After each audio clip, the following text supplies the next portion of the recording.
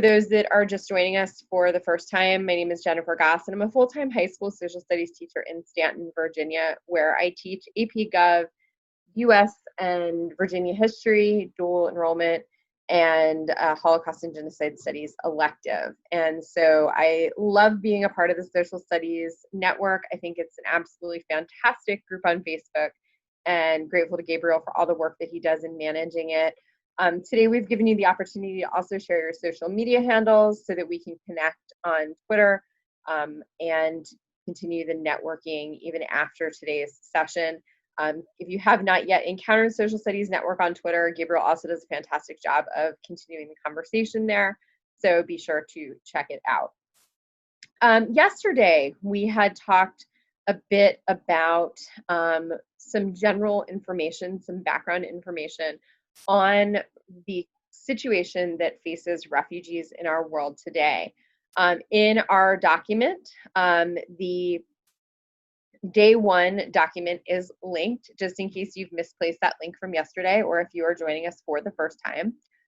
You'll see some critical information in that Day 1 document, including definitions of who is a refugee, what the current refugee situation is in the world, and also additional information about setting kind of the tone for what the situation was like for Jewish refugees in Germany, potential Jewish refugees in Germany in the 1930s. And we looked at the voice of Margaret Lambert and why perhaps someone like Margaret might have been motivated to leave the home that she had known for so long. And that's a theme that we're going to continue to explore today as we navigate this difficult and challenging topic. We are going to keep with the same objectives that I shared with you yesterday, which include exploring a sound pedagogy for planning and implementing Holocaust education in the classroom, specific to the topic of Jewish refugees, which we hope to enhance your personal knowledge about. We'll be continuing to take a look at additional multimedia assets, including VHT and additional primary and secondary sources. Today, we're going to get into even more deeply connections between the lessons of the Holocaust and today's refugee crisis, and also hopefully along the way, building your confidence and capacity to teach about this tough subject. So we're going to jump right in and kind of do a little bit of reflect and connect right now. Question number 1 is, how does our understanding of anti-Jewish fears and prejudices, including those about national security and job competition in the 1930s and 40s, help us understand how those factors influence attitudes about immigrant and refugee communities today? And question number 2 is, how can our understanding of how Jewish Germans and German Jews, depending on what they dubbed themselves, how they felt towards Germany prior to and following 1933, help us understand how refugees feel about their home country and their decision to stay or flee? So what I'd like you to do, since we have such a small group today, I'm not going to push us out into breakout groups to pair share, but instead I'd like you to just take a moment and to consider one of these questions. You can pick the top one or the bottom one, whichever one speaks to you. And I'd like you to take a moment and just silently reflect on one of these questions. And then I'm going to invite those that are willing to share either in the chat box or with the group by unmuting your microphone. So just take a moment and read through these questions and give them some consideration as we get started today.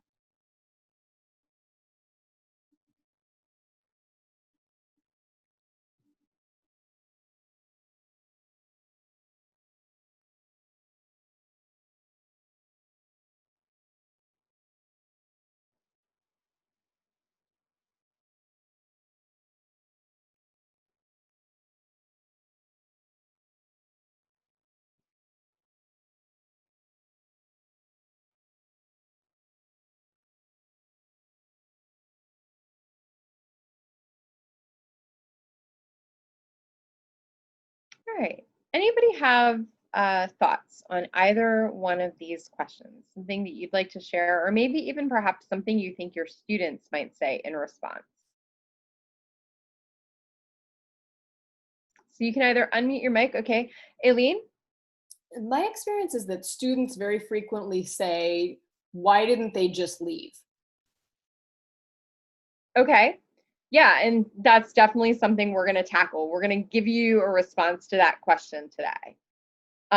Do you think that anything that they have in their existing awareness of the situation contributes to their asking that question? Or do you think like they make any connections to people that choose to immigrate today? Not without me helping them make those connections, but one of the things that we often have to do is talk about like how much things cost, because kids frequently don't understand. You can't just like pick up and move if you don't have the funds to do that, etc. Yeah, I think that's something a lot of our students overlook. Any other thoughts? I'll go. Okay, Gabriel? Going back to 2016, a lot of our kids felt betrayed by the election. They felt betrayed by some of the teachers and people that they knew that supported a position that they did not want. Most of my school is BIPOC, BIPOC. Most of the school is, 90+% Hispanic. And, just so many of the kids were crying, like, why do they want us to be gone? And like we're American and all of these kind of like confused emotions kind of thing. And the tension was very palatable. So in thinking about like buying into like America and buying into the American dream, and then, for all intents and purposes, what they felt like it was kind of like stripped away from them, leading into the heightened awareness in Germany against the Jews. Okay. Yeah, thank you for sharing that. And I think that's definitely a connection that we can make to this time period. Any other thoughts?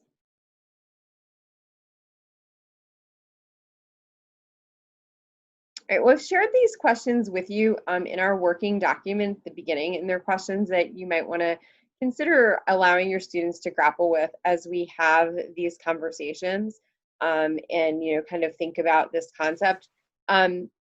Amrita, and if I've mispronounced your name, please let me know. I'm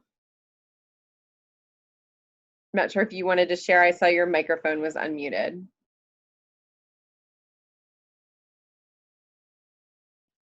Oh. All right, and Aileen, I just shared the link again. If you did not see it, just let me know. So we're going to jump now from the past to closer to present day, and a situation that for some of us might be all too relevant. A few years back, unfortunately, even preceding the 2016 election, there was a lot of hostile rhetoric that began, particularly against Central American refugees and asylum seekers, many of whom were fleeing violence in El Salvador, Guatemala, and Honduras, which is collectively known as the Northern Triangle. And many of these refugees were fleeing either to Mexico and then on to the United States, and some even chose to remain in Mexico. Just to give you an idea in this time period about the substantial increase in cases of individuals who were seeking either refugee or asylum status from this region, in 2012, there were approximately 20,900 individuals who were seeking this status. And by 2015, that number jumped to nearly 110,000. So an over 5 times increase in the amount of individuals. And I believe that very shortly, hopefully by the end of this month or the beginning of August, we should even have some up-to-date information for 2019. So looking just at that 3-year period, a 5 times increase is substantial. And so for some of us, depending on the part of the country that we're teaching in, this is a very real situation that individuals in our community are affiliated with. Other areas of the nation, depending where you're coming from, might connect with different refugee crises, like that of the Rohingya in Myanmar or the Yazidi in Iraq. And while the people in Guatemala, Honduras, and El Salvador are fleeing violence, poverty, and fear for their family's safety, it's definitely a different type of crisis than ethnic cleansing or the risk of genocide. So we want to be very careful when we're talking about these different situations and bringing in groups like the Rohingya or the Yazidi, that we are cognizant of what particular crisis is happening in that region that might inspire individuals to seek refugee status or to be asylum seekers. And so in our working document, I've provided you with some additional definitions that might be helpful for you to consider when teaching about these different refugee populations. And these come from a really fantastic and free book that was published by the United States Holocaust Memorial Museum called The Fundamentals of Genocide and Mass Atrocity Prevention. If you Google the name of that book, you will be able to pull up the PDF from USHMM. It's not a quick read, but it is quite informative. And it's definitely a really good resource if you're teaching world history or world geography and needing to educate your students on things like ethnic cleansing and genocide. So ethnic cleansing has no formal definition in international law and is actually not defined as an international crime. It's a term that was popularized in 1995 with the situation in Bosnia. And it generally refers to the forced removal of an ethnic group from a territory. Genocide is defined as the intent to destroy in whole or in part a national, ethnical, racial, or religious group. And we, of course, also have that definition available through Echoes and Reflections in our, and thank you, Gabriel, for posting that title, in Unit 1. And then crimes against humanity are defined as a set of acts committed as part of a widespread or systematic attempt to, attack a specific civilian population. And so again, that's clarifying what groups like the Rohingya and the Yazidis may be experiencing versus the gang and drug-related violence and poverty of individuals in the Northern Triangle. And so unfortunately, with the rhetoric of, the media and politicians surrounding the influx of individuals from the Northern Triangle, we began to see a wide variety of reactions. And the reaction that I've shared with you on the screen right now is one that I think in some ways mirrors some of the same rhetoric that we're still hearing from the present day administration regarding the situation with Central America. This particular statement was actually made by my congressman and in an interview with the New York Times in July of 2016. And at that time, Bob Goodlatte shared that he felt that the Obama administration has decided to blow wide open any small discretion it has in order to reward individuals who have no lawful presence in the United States with the ability to bring their family members here. Now, I'd like to encourage you to think back to yesterday. Yesterday, we had a conversation about definitions. If the Obama administration is considering allowing in refugees and asylum seekers from Central America, and that was the conversation in the summer of 2016, what is wrong with this statement? There's something we talked about very specifically that connects to this statement.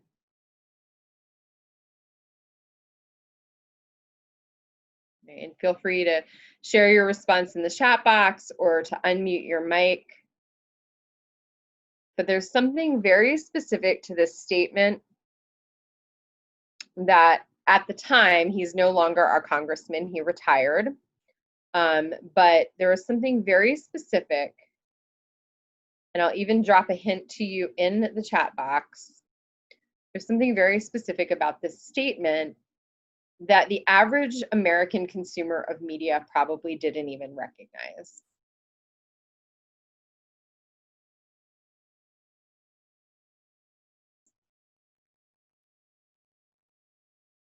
Okay, so we're talking about a refugee program.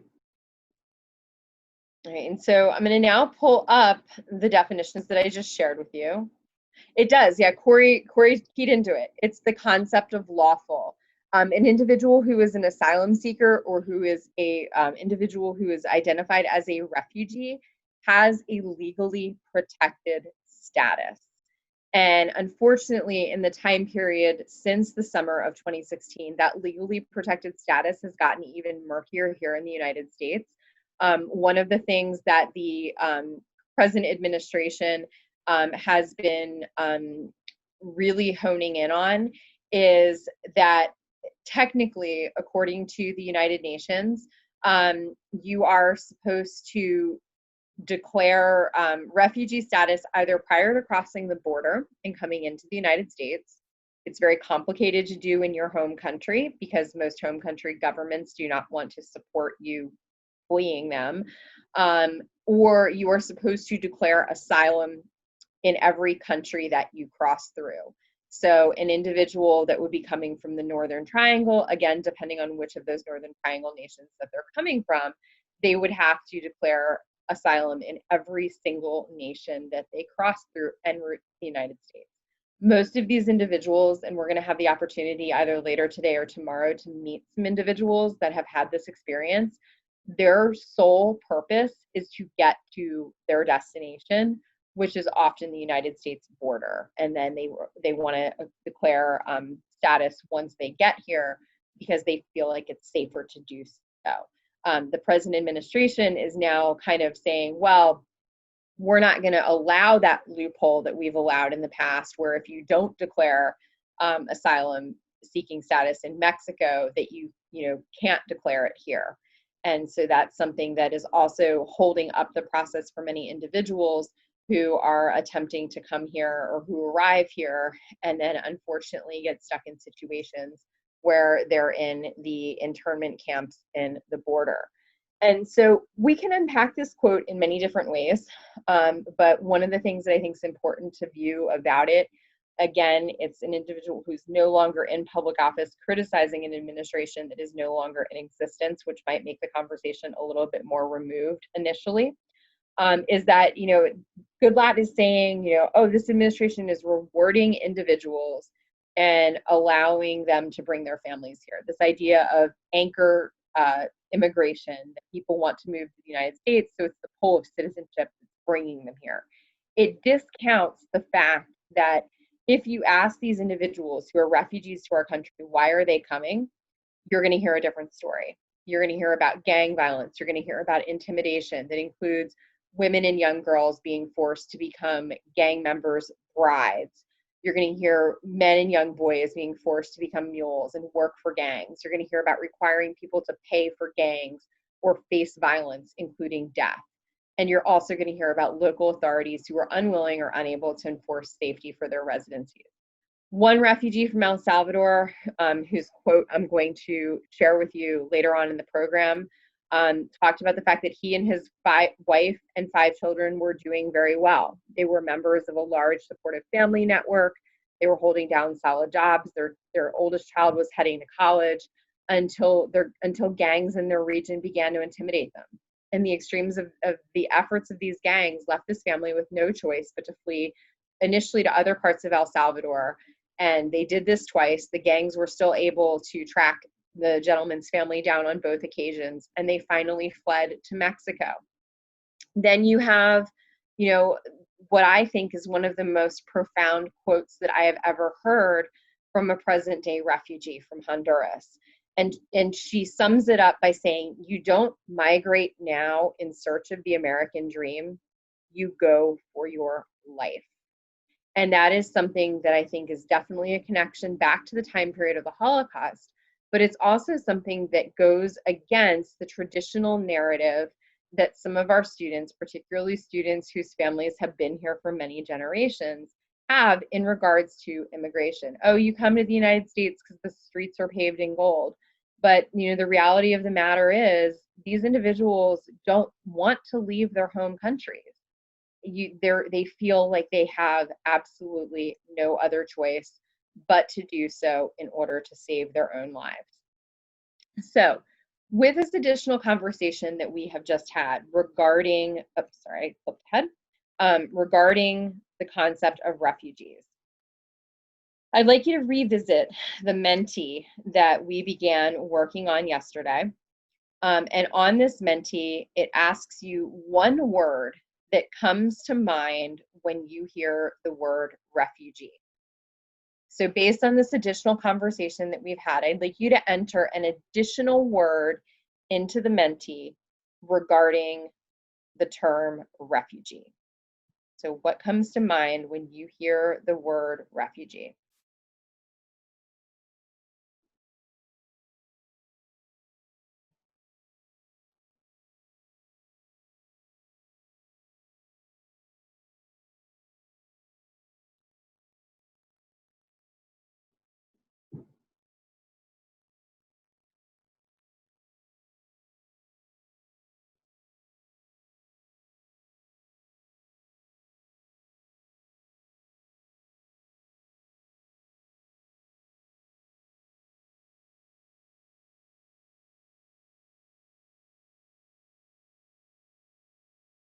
Right, so Gabriel's mentioning, factoring in the banana republics and the role of the United States destabilizing the region is also an issue.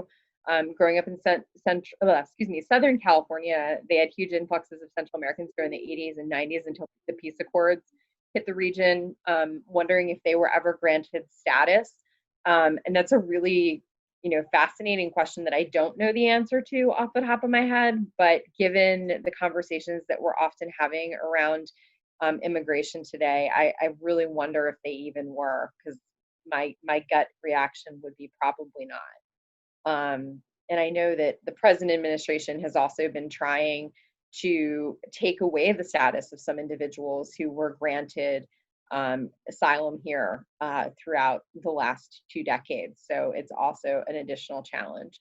So I've gone back to Menti, and for those of you just joining us for the first time, this is from the website mentimeter.com, which is a free website which I use in a variety of different settings to promote student engagement in both face-to-face and virtual settings.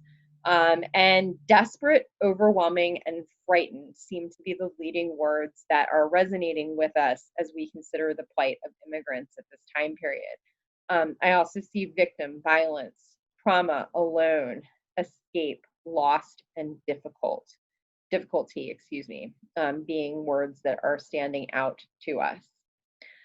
So with these thoughts in mind, with these concepts of what it means to be a refugee, we're going to now actually key in on that question that Aileen brought up early on in our presentation. Why didn't they just leave? And really, I think it's one of the most popularly asked questions in regards to students studying the Holocaust. In fact, many people did leave. Germany's forced immigration policy pushed many of the nearly 400,000 German and Austrian Jewish refugees to flee to countries such as France, Belgium, the Netherlands, the UK. Some went to China, to Palestine, to South Africa, to various countries in South America and the United States. And so why didn't they just leave is actually kind of challenged by that fact. If we think about the fact that there were 565,000 individuals in Germany in 1933 who identified as Jewish, and then we add in the additional similar population from Austria, the fact that 400,000 of them, nearly 40%, were able to leave is pretty significant. However, immigration at that time period, like immigration today, is an incredibly challenging topic. Due to the influx of many refugees during this time period, countries began to deny them entry or to make it exceedingly difficult, and the United States was no exception. So we're going to consider this question of why didn't they just leave, thinking about concepts. One, the ease in which individuals, and we're going to hear from two specifically, could leave Germany, Austria, and other eventually occupied countries. So how easily could they emigrate? And then how easily could they enter other countries, putting a specific focus on the United States, immigrating here. And so what I want you to think about first is the letter from yesterday. And again, the letter is linked in our Unit 1 document, or a Day 1 document. This is a letter from Otto Frank. And if you want to even just pull out a piece of scrap paper or open up a Google Doc, or just even share some notes in the chat box, let's first look at what challenges did Otto have to emigrate with an E? What challenges are mentioned here by Otto to emigrate. So what is being mentioned that would make it difficult for him to get out? Right? Cost. His application is lost. And so a little bit of background on that specific piece. The embassy at Rotterdam was bombed by 1941. Kristen mentions bureaucracy. What about the difficulty in immigrating? What parts of this letter indicate issues of coming into the United States?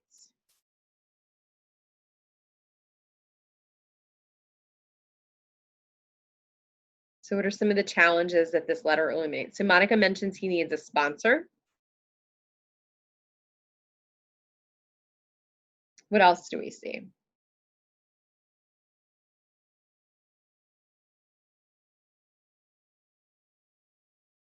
All right. Well, that sponsor, yeah, he needs a visa. Aileen mentions the need for a visa. And by the way, if you're just joining us, our working document, which we need you to sign in on, is in the chat box. Okay. Any other things? Okay, he needs that affidavit from that sponsor. And so those are some of the specific challenges that Otto himself mentions. We're now going to repeat those two questions. I see Kristen again. It's the issue of money. And that's something that I think a lot of our students really don't consider as they are thinking about the complications with leaving. Yeah, it does put a whole new light on Macy's and the Macy's parade. In Nathan Strauss's defense, he actually did really try. And Strauss actually had some intergovernmental contacts. And he really did try to get the Frank family out. Unfortunately, even as a member of the family that owned Macy's, he did not have the power that he needed to grease the wheels of the system to make any type of special allowances. And that letter is really fascinating because it actually was only discovered for the first time just a couple of years ago. It was in the YIVO archives in New York. And they're unfortunately like one of the worst organized archives in the United States. And most of their stuff is not digitized. It's also not indexed very well. And so someone actually found that letter by chance. So it's quite amazing because for years, following Otto Frank's death, people criticized him for not attempting to get his family out.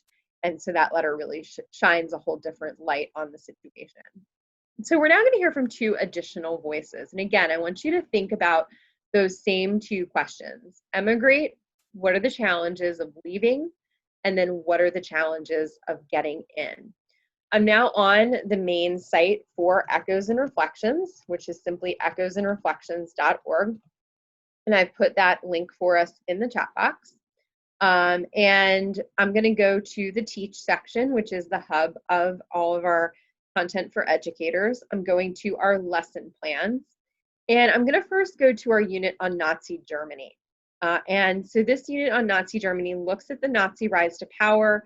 It looks at the slowly worsening situation for the Jews in Nazi-occupied Europe, which can also be something critical for students to understand because many of them are like, well, why didn't they just leave if it was so bad? Failing to recognize that it got bad slowly for Jews in Nazi-occupied Germany.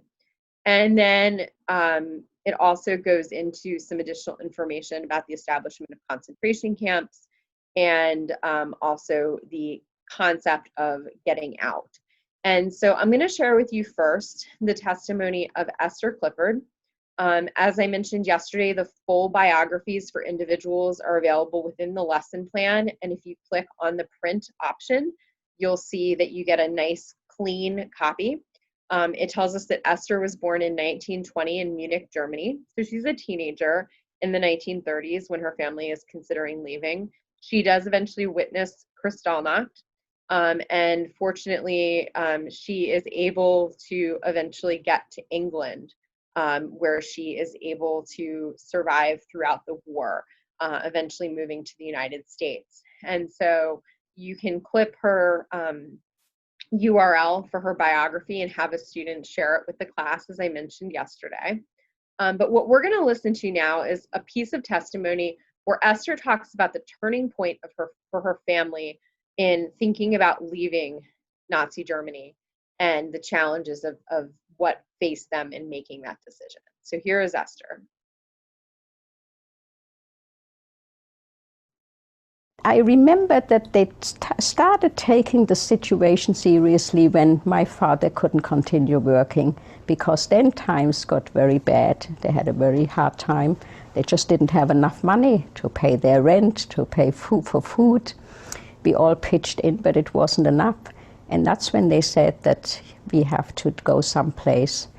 And they were always wondering, where can we go? They started going to the American consulate to take out a quota number. That was the first thing, because they did want to go to America. That was their country. They were thinking of going to Palestine. I don't know why they didn't in those times. It seemed very hard, but they were hoping to go to the United States. My brother once brought home a telephone book from New York. I don't remember, he found it someplace. He came home with this heavy book. We have never seen a telephone book like that in our life. And what we did, we were all sitting around that book and looking for Jewish names. Levi, Horowitz, all the Jewish names, Israel.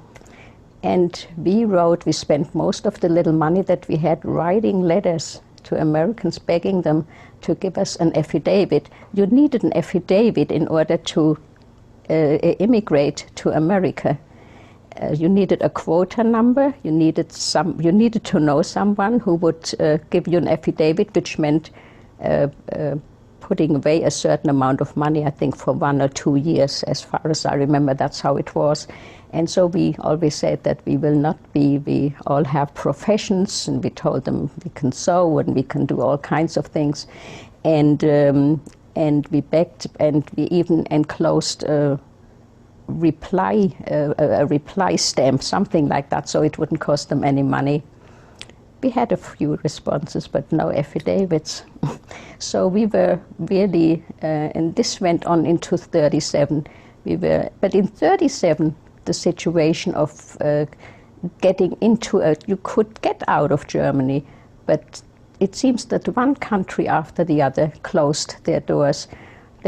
Because meanwhile, many of the Jewish people had gone to other countries, and I guess many of the countries realized that they're getting a lot of Jewish people. And I remember it was very hard to go to any place. I remember my mother saying, I'll go to the jungle if I could just go any place and just live on bread and water. But we just couldn't go any place. We had no place to go to. All right, so take a moment, and if you are actually filling out that graphic organizer on a piece of scrap paper, think about some of the barriers to emigrating that Esther mentions, and then think about some of the barriers to immigrating. And feel free to share them in the chat box with us as well, noting whether it's an E for emigrate or an I for immigrate.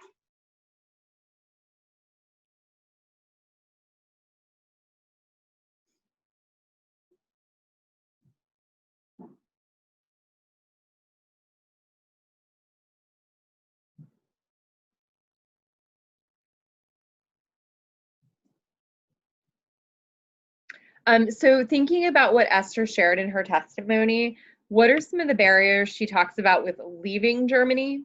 And then what are some of the barriers she talks about with entering into another country?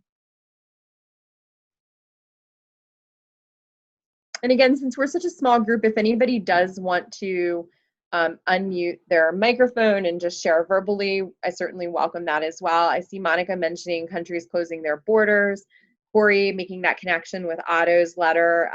There were limited places to go. Aileen mentioning needing an affidavit, but not knowing anyone. USHMM had a phenomenal temporary exhibit for a number of years called Collaboration and Complicity. It was called Some Were Neighbors. And they had a section of the exhibition where they had the letters that these individuals in Nazi Germany, like Esther and her family, were writing to people in the United States from getting their names from phone books. And as I stood there reading them, I thought the first thing that came to mind was they reminded me of those like Nigerian email scam letters that we get today. And I would try to put myself back in that time period and think about, like, how would I have reacted if I had gotten this random letter from some person who had the same last name as me that I didn't know, that lived in another country, and they wanted me to sponsor them. And, you know, I like to think of myself as an altruistic person, but the reality of the matter is I probably would have just thrown it away. Today in the Americans in the Holocaust exhibition, which is the new USHMM exhibition, which we'll be delving into a little bit in just a few minutes, there is actually several similar stories of people who did receive those letters and actually decided to help. So that is Esther's story and Esther's examination of what happened to her and her family. And Aileen mentions, if you completed an affidavit for someone, what if any obligation was on you? That's a great question. The individual came to the United States and was unable to get a job, you were required to financially support them. What they didn't want was, they didn't want individuals that they called LPCs, likely to become a public charge, because of the economic situation in the United States at that time. And so that was the concept behind the affidavit. So the next testimony that I'm going to share with you comes from Unit 8, which looks at, Unit 9, which looks at perpetrators, collaborators, and bystanders. I've also provided this link in our working document, so you can access the testimony through that link. And it's a testimony from a woman by the name of Liesl Loeb. And Liesl's going to talk about some additional barriers that were faced by individuals that wanted to leave. Gabriel also asks a great question: was the same standard applied to all refugees, immigrants, and migrants? Theoretically, yes. I think especially back in the time period that we're discussing back then, there was a very straightforward quota system that existed. And so, you know, you were processed in the order that your information was received, and you were allowed to come into the United States based on your country of origin. Now, less desirable country of origins did have lower quota numbers, or like quota allotments. So in that regard, the same standard was not applied, but in the actual processing, most reflections and historical research seems to indicate that yes, like once you were put into your box, you were processed in the same fashion as everyone else. But the 1924 Johnson-Reed Act, as many of us know, did set up a racially biased quota system that gave preference to, in higher quantities, individuals immigrating from Northern Europe and places like the UK versus Eastern Europe, which is the country of origin of many of these immigrants, even if they spent most of their lives in Germany. All right, so Lisa's actually going to talk to us a little bit more about that situation.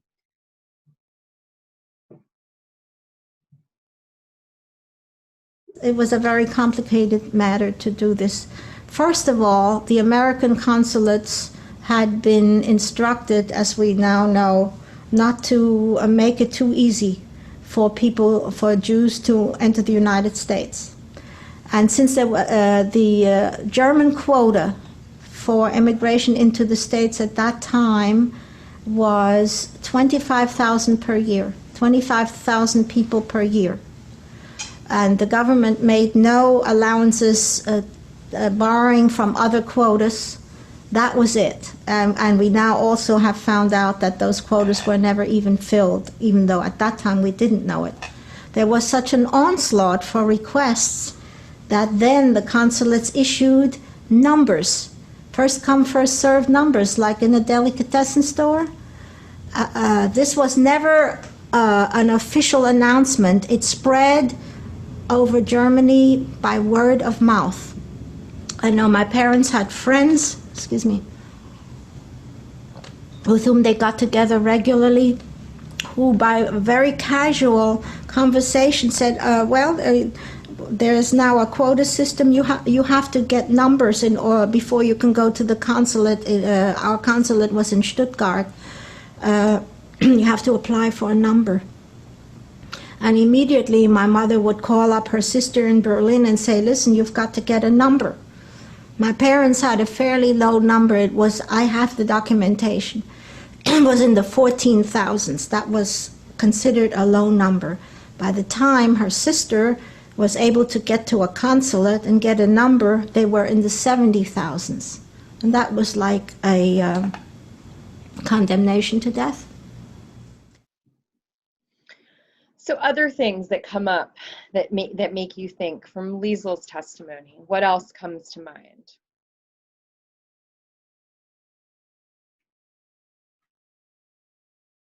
Yeah, the limited quotas.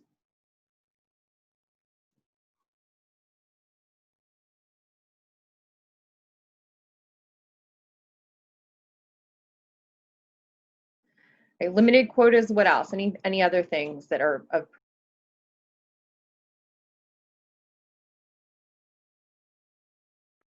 right? Yeah, very by the book on appearance, for sure. I think it's pretty interesting. You can consider the concept of luck of geography with hers as well. She mentions that her aunt was further away, and that's something that's also going to be a factor. Kristen mentions they didn't want to make it too easy. So this is, using these two testimonies in conjunction with Otto Frank's letter, I think can be a really powerful exercise for students, because our students, many of them know who Anne Frank is, or they get to know who she is through the work that we do with them in our classes. But now we're showing them testimonies of other individuals. And Shane mentions it feels like a lottery. You have a chance, but not really. And I think that that's also, something that students would be surprised to think about. And so some other words that stand out, no special difficulties shall be made on the part of the German authorities is a statement that Otto makes. But the reality of the matter is they are making special difficulties, one of which was the concept of Aryanization. While the Nazis were more than happy for Jews to leave, they viewed the Jews' belongings and their financial capital as German property, particularly in the aftermath of Kristallnacht. And they had no intention of allowing refugees to take anything of material value with them. Many of those who fled had to relinquish their titles to homes and businesses and were subject to increasingly heavy immigration taxes. They dubbed them the Reich flight tax. German authorities restricted how much money could be transferred abroad from German banks, as well as the amount of money which an immigrant could take with them. By 1939, they allowed each passenger to take only about 10 Reichsmarks, which you can see on the chart here, about US $4 out of the country. And you can see from the chart that it's declining rapidly. And most of the German Jews who managed to emigrate were completely impoverished by the time that they were allowed to leave. And so that's going to make it incredibly difficult to make that decision, because if you're going to start over, it's going to make you more likely to be a public charge, as Aileen points out. And that's something that's going to make the aspect of immigration even more challenging. And sorry, didn't realize I hadn't put the chart up. And then, so back then it was about $4 in US funds, and today in 2017 it's about the equivalent of $69 adjusted for inflation. So ask your students, okay, if you're going to leave in May of 1934, things aren't so bad. If you can leave with $71,000, you can probably get a good start. I think if I moved to France with $71,000, in non-COVID times, I could probably do okay. If I was going with $70, absolutely not. Wouldn't even consider it. And that's something that students need to consider. Other statements that are made. Otto mentions that both of his brothers-in-law earn money, but not enough money to have them come.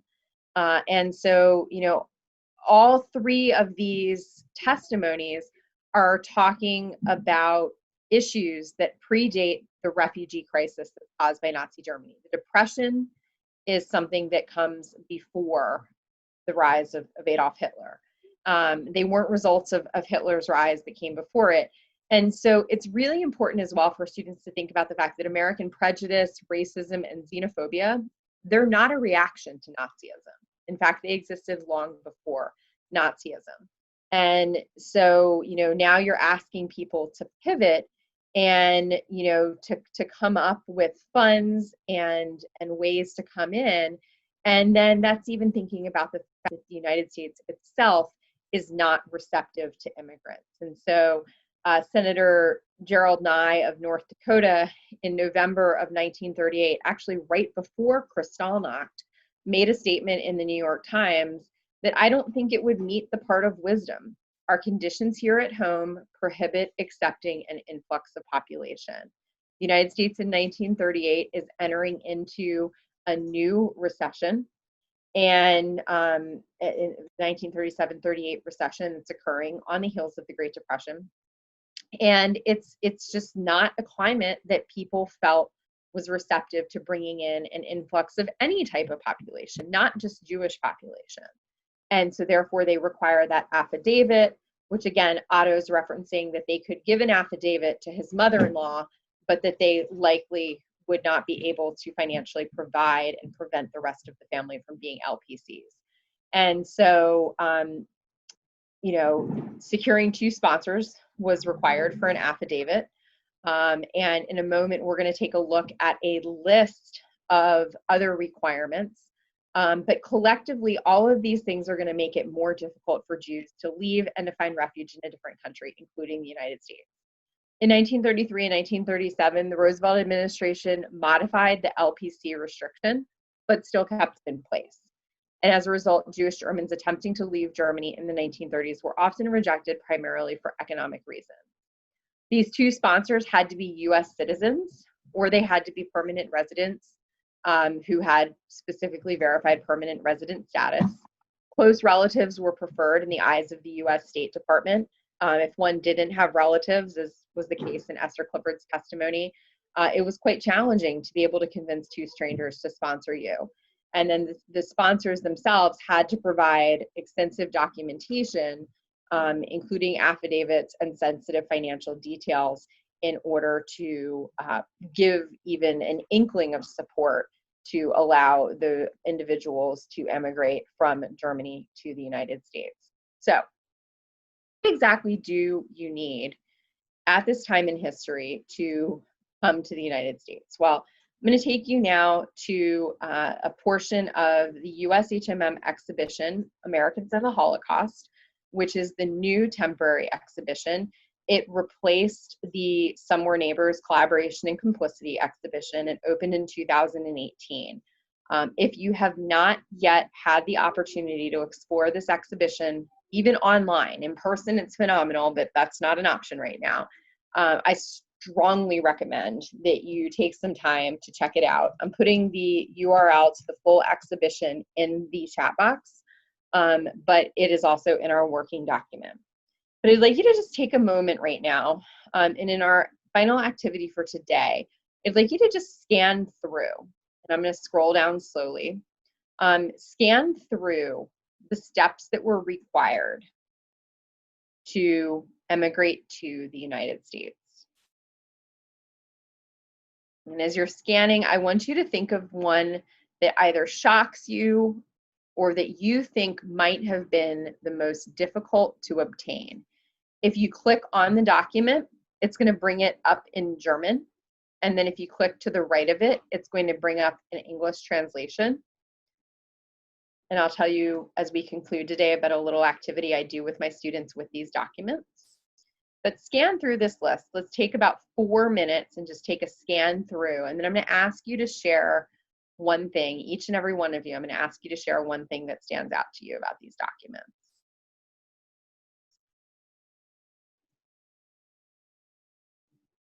And as Gabe mentioned, if you have not yet signed in, please do on that document so that we can ensure you get PD credit for joining us today.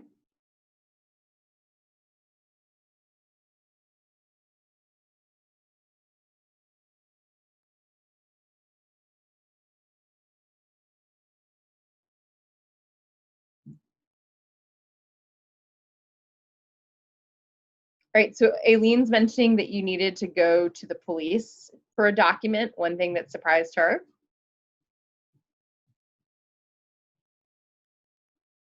And you can continue scanning. Yeah, and you still need to do that today. And I'll come back to that statement.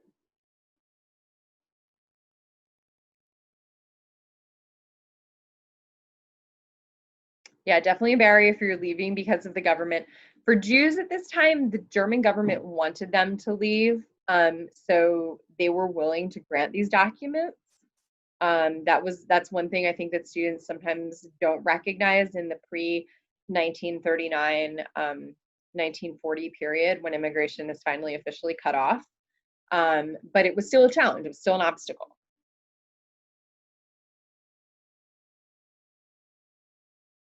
So let's take about another minute or two, and then again, share something just in the chat box that stands out to you, either shocks you or the property list allows for them to take your property. Yeah, absolutely, Kristen.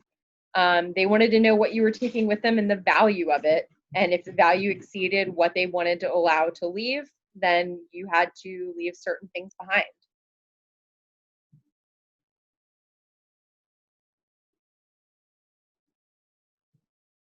Other things that stand out.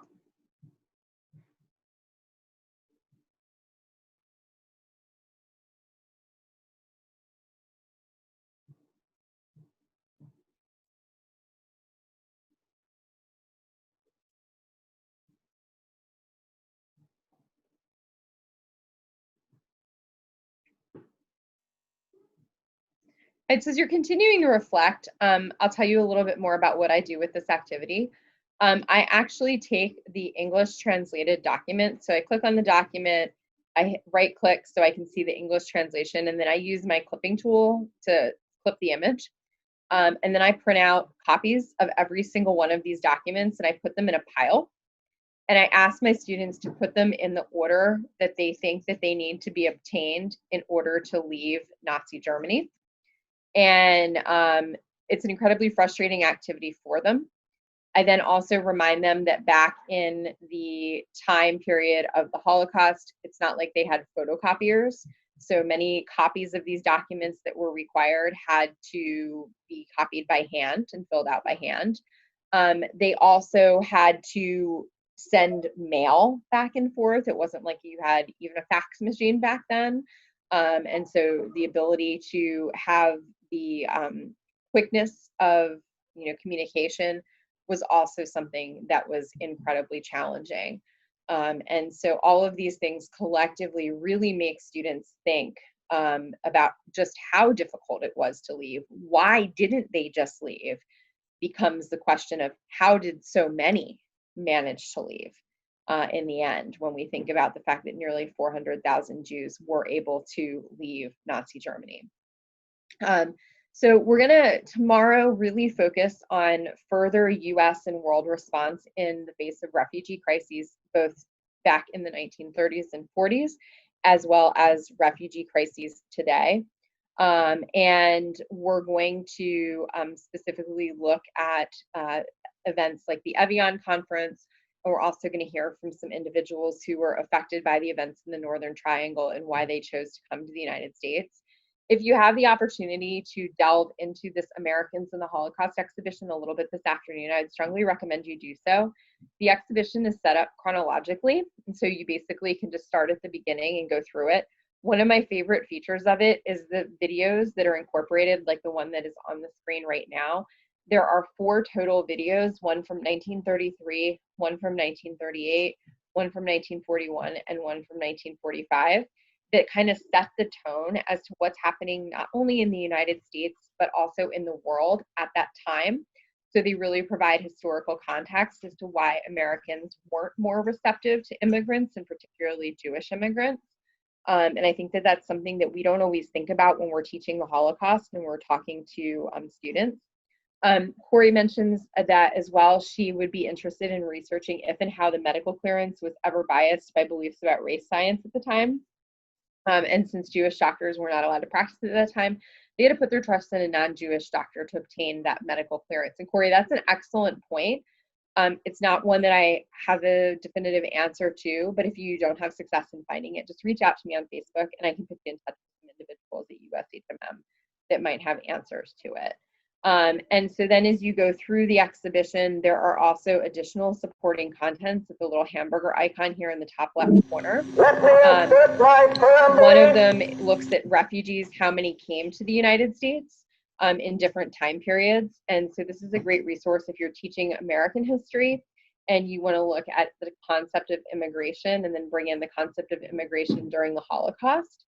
It's a really vibrant document that takes a look specifically at the impact of the Johnson-Reed Act, who it favored, so those racial quotas, and then how it's impacting immigration during this time period.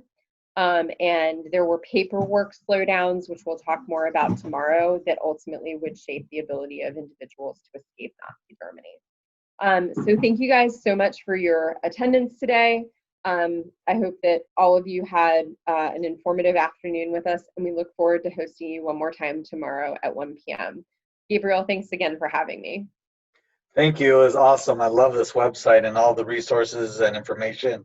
Thanks for the great questions. I'm looking forward to tomorrow. We'll see you guys then. Thank you guys.